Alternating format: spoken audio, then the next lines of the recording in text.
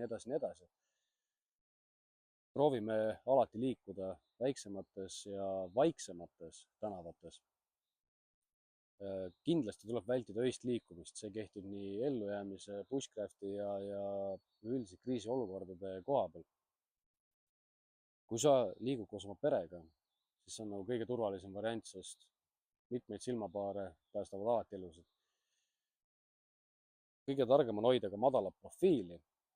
Madal profiil tähendab seda, et sa ei näe välja nagu mingi totaalne militarist, ilge prepper, ehk siis proovike olla niisugune hallimehe stiil, ehk siis sa sulandud sellesse ühiskonda.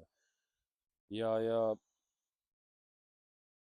selle jaoks on ka meil eraldi siin minu ees seljakott, mida Stigander Bushcraft koos Lätis oleva firmaga pagaut.eu-ga on koostöö